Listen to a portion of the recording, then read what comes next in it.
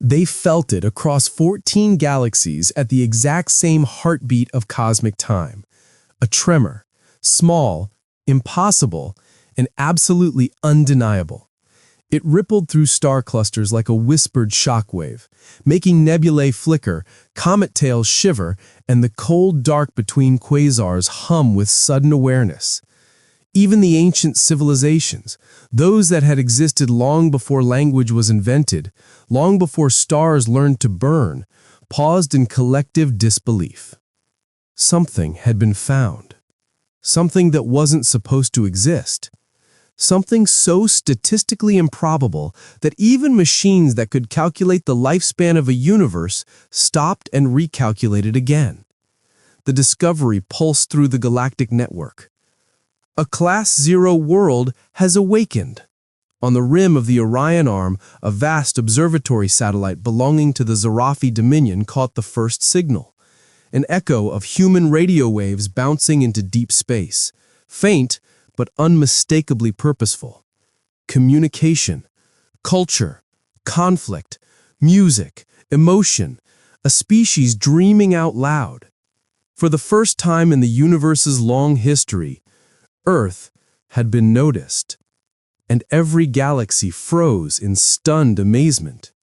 For millennia, the Great Archive, the definitive database of all sapient life, classified species by their evolutionary presence. Class 0 meant primitive, pre-warp, pre-galactic, irrelevant. No Class 0 civilization had ever been capable of producing something the archive categorized as emergent cognitive entropy. The unpredictable, wildly creative thought pattern signatures found only in species destined to become universal outliers. But Earth? Earth showed signs of it in abundance. Within 20 minutes of detection, the Galactic Council convened. Council World Virexis, a planet big enough to host 9 suns and still cast shadows, lit up brighter than a supernova. Representatives from every known civilization gathered.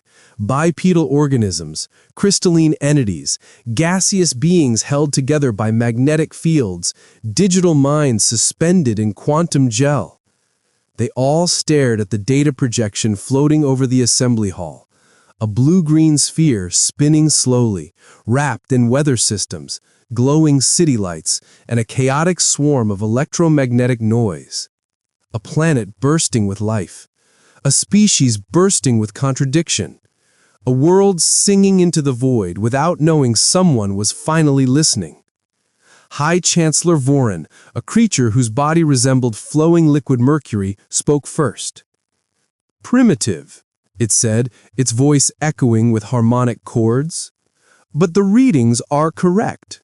Their creative entropy levels exceed even the Etherians at their peak. A hush fell. The Etherians, the most advanced civilization ever recorded, had reshaped entire star systems with the power of imagination alone before they vanished without a trace. The implication was unthinkable. Counselor Rylock, a towering reptilian war sage, leaned forward. You mean to tell us that a species trapped on its own planet can generate thought patterns capable of shaking the archive? Not just shaking it, replied Vorin, rewriting it. The projection zoomed in further, displaying images scraped from open Earth networks. Humans laughing, fighting, building, dreaming, failing spectacularly, trying again, creating art, destroying borders, cooking food, arguing about memes, loving fiercely, surviving stubbornly. To the galaxy, humans looked impossible. Rylock gazed at the images with something resembling awe.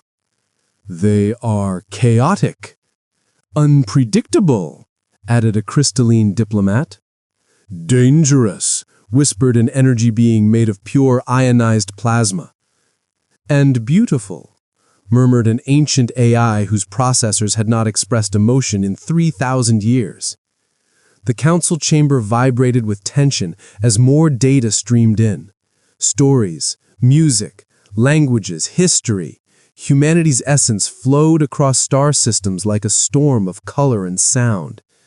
But it wasn't Earth's creativity alone that shocked them. It was the message embedded beneath humanity's chaos, a message no other species had ever produced at such an early stage. A simple, impossible question. Is anyone out there? Across galaxies, beings who had once believed themselves gods felt that question like a blade made of wonder. No Class Zero species had ever thought to ask it, not seriously, not collectively, not with such raw longing. The question meant something dangerous. It meant humans were already reaching upward, already pushing against the limits, already whispering toward the stars. And the universe, unprepared, whispered back. The Council did not know it, but they weren't the only ones watching Earth. Far beyond them, drifting in regions where space-time folded like liquid fabric, something ancient stirred. Something that had once destroyed entire empires for sport. Something that feared only one thing: species capable of unpredictable evolution. It focused on the little blue planet with an interest that felt too close to hunger. Meanwhile, back on Earth, nobody knew a cosmic debate had erupted. People went to work, scrolled on their phones, microwaved leftovers, and argued about things that wouldn't matter even 2 centuries from now. Except for one man, a radio astronomer named Aaron Holt. He sat alone in the control room of a small observatory in New Mexico, sipping cold coffee, staring at a repeating signal that appeared on his screen exactly 22 minutes earlier. The same moment the galactic alarm awakened civilizations billions of light years away. The signal wasn't human. It wasn't natural. It wasn't accidental. It was deliberate. It was structured. And it was addressed to Earth. Aaron leaned forward, pulse thundering, eyes widening as the waveform stabilized into a sequence that felt eerily like a reply. "Impossible," he whispered, but the screen didn't care what was possible, because the message began to translate itself. And Aaron realized it wasn't written in any alien language. It was written in English. And it said, "We see you." Aaron's breath froze halfway between lungs and throat. No trick of the equipment, no data corruption, no late-night hallucination. The words pulsed in perfect clarity, glowing across the monitor as if they had always been meant to find him. The waveform oscillated again, reorganizing itself into a second line. "Do you see us?" Aaron's heart pounded so hard it felt like the monitor was vibrating from his pulse alone. He glanced around the empty observatory, quiet, cold, humming with machines that had never detected anything more interesting than dying stars and drifting dust. The desert wind moaned outside, brushing against the metal walls like a restless hand. He wiped his forehead. Okay. Keep calm," he murmured to himself, though his voice trembled. This could be anything. Some kind of spoof, a data leak, a satellite reflection. Don't jump to conclusions. But the truth sat heavy and undeniable. No human technology had ever produced a signal like this. No known source emitted structured English across deep space frequencies. Nothing natural in the universe wrote coherent sentences. He swallowed, reached for the console, and typed a simple reply. "Who are you?" The moment he hit send, the room dropped into a silence so sharp it made his ears ring. The screen went dark, the lights flickered. Every electrical device in the observatory buzzed as if something vast and unseen had brushed its fingers across them. The monitor lit up again. And this time, the words were no longer typed characters.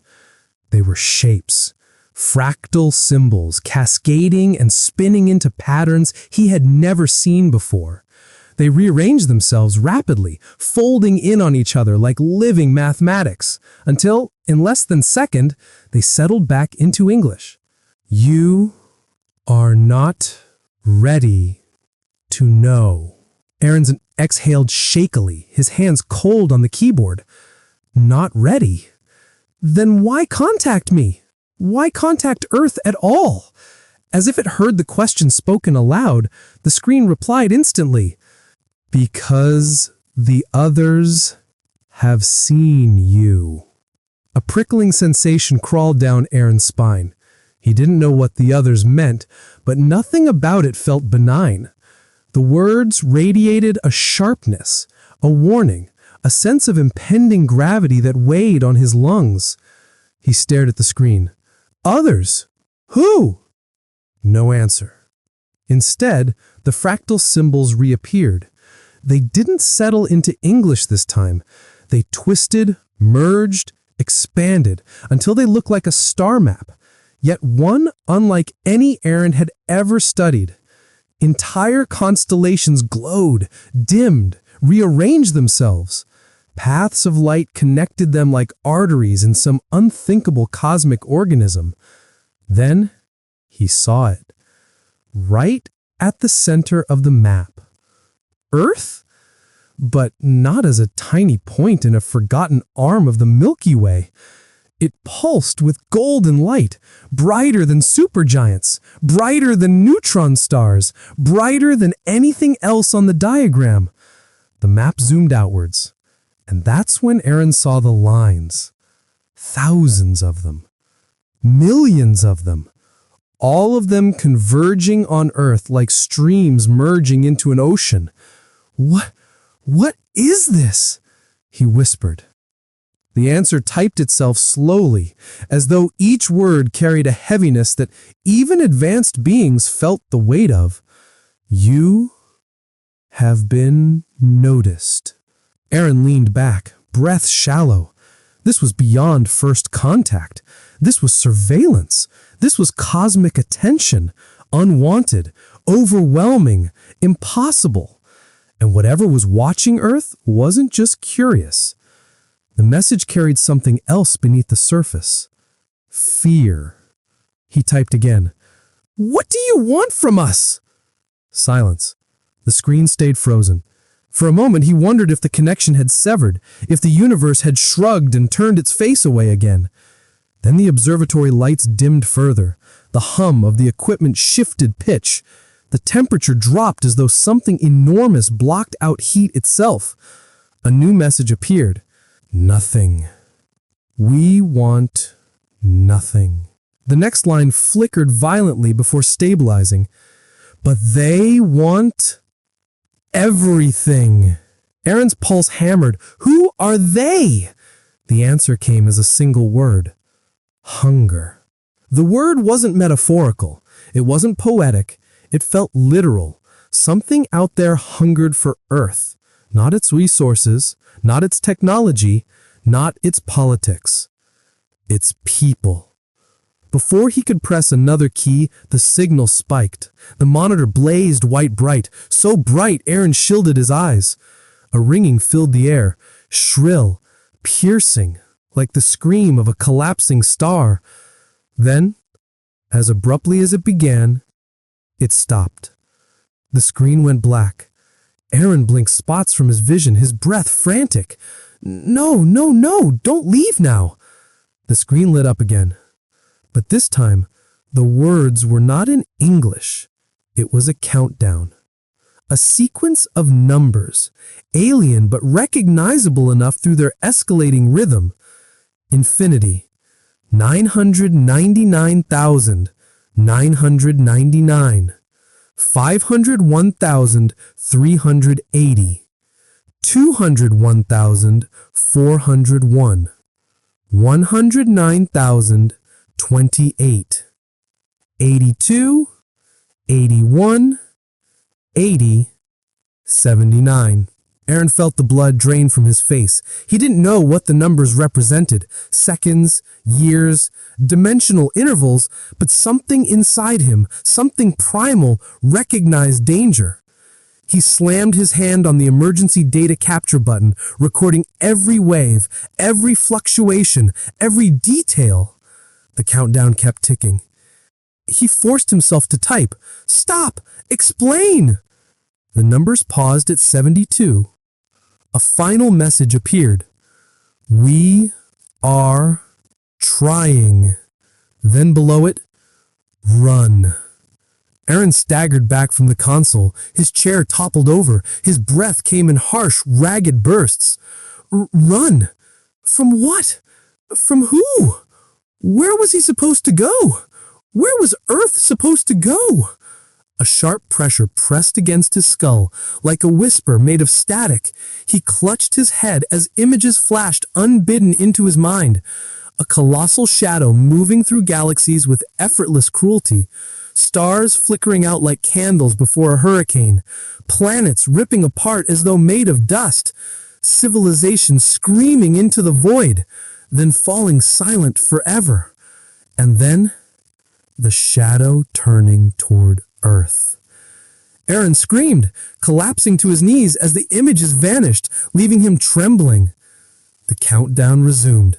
71, 70, 69. A soft vibration buzzed on the desk, his phone lighting up with notifications. Emails, news alerts, emergency broadcasts.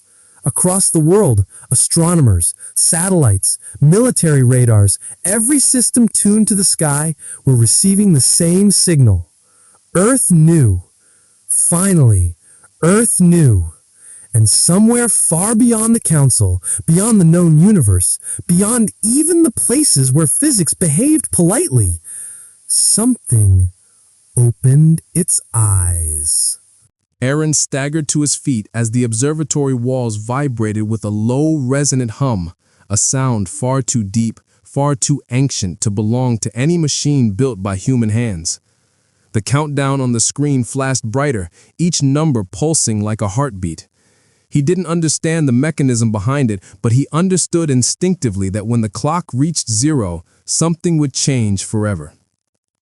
He grabbed his phone, his laptop, any device that could store information, clipping drives into ports with shaking hands. The world had been notified, but no one else had seen what he had seen. The fractal map, the warning, the shadow swallowing galaxies whole. The images still echoed in his skull. He didn't know if they'd been transmitted or forced into his mind, but they had been real, horrifically real. Outside the observatory, the desert night shifted. Not with wind, not with weather, but with pressure, like the air itself had suddenly become aware of being watched. The numbers ticked down. 48, 47, 46. He ran out into the open desert as the sky above shimmered, not with clouds or stars, but with something bending reality itself. A ripple spread across the heavens, wide enough to stretch past horizons, vibrating with iridescent colors the human eye wasn't designed to perceive. People around the world stepped out of their homes, cars, and workplaces, staring upward as the anomaly grew. Calls flooded emergency lines. Social media exploded with shaky footage. Governments, for the first time in history, had no statement to issue. No explanation, no control. Humanity, 8 billion souls, stood beneath a sky rewriting itself. Aaron felt the ground tremble beneath his feet. He turned as a beam of pale blue light shot downward beside the observatory, not violent, not destructive, but impossibly gentle, like moonlight given physical form. It hovered, pulsed, and then shaped itself into something that wasn't quite a figure and wasn't quite a presence, but something between. He couldn't see eyes, but he felt himself being watched. He whispered, "You sent the message." The entity flickered, its shape bending like information trying to hold form in a world too coarse for it. A voice entered Aaron's thoughts, not with words, but with meaning flooding into him like a tide. "We warned you." Aaron shook. About the hunger? About the countdown? Is it coming here? The hunger does not come. It awakens. The sky above split, not cracking open physically, but in perception, like seeing a pattern hidden in an image only when the brain finally aligns. What looked like stars moments before rearranged themselves into an enormous spiraling shape, like a living storm made of absence. Space curdled, light bent backward. It felt like the universe had inhaled sharply, holding its breath. Aaron fell to the ground knees, not from fear, but from the overwhelming weight of witnessing something that no human had ever been meant to see. The voice continued within him. Across galaxies, species fled, worlds vanished, empires begged for mercy. None was shown. But then the hunger sensed Earth and hesitated. Hesitated? Why? Aaron's voice cracked. Because you are impossible. Aaron stared numbly at the shimmering form. We're just human. Exactly, the being whispered. Not with condescension, but with something like awe. You dream with the fury no archive can quantify. You create beyond need. You destroy beyond reason. You ask questions before you're ready, and you hope, even when logic collapses. The sky churned as the colossal shadow coiled, spiraling inward towards Earth's atmosphere. A gravitational tremor spread as every ocean on the planet bulged by inches. The lights of cities flickered. Animals howled. Deep beneath the crust, faults groaned as if something shifted inside the planet itself. Aaron's voice shook. If we're so special, why didn't you help us before? The being pulsed with regret. We were forbidden. The council believed your unpredictability would destabilize the archive. They watched, they debated, they doubted. But the hunger fears what it does not understand, and you defy understanding. The sky tore open with a ripple of darkness descending in a spiral like a whirlpool of shadows. Every instinct in Aaron screamed to run, but there was nowhere to run to. There was nowhere on Earth the hunger's presence didn't reach. The countdown ticked down inside his mind. 7, 6, 5. Aaron whispered, "Is this the end?" "No," the being replied softly. "This is the beginning." The shadow expanded, engulfing the stars, yet at the same time, something else awakened, something Aaron felt rising like a fire inside his chest, a spark, a pressure, a strange electric certainty that didn't feel like fear. It felt like potential. The being regarded Aaron, its shimmering surface rippling. This is why the others fear you. This is why the council froze.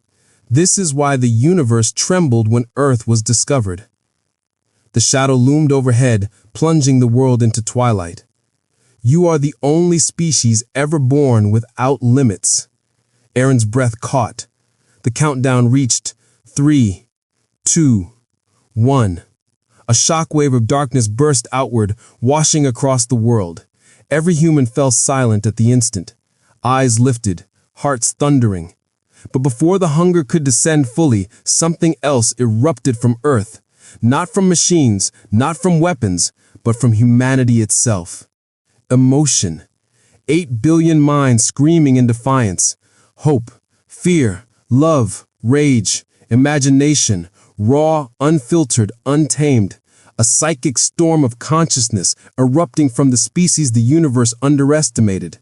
The hunger recoiled, the sky blazed, and the being whispered to Aaron with wonder only a cosmic intelligence could possess.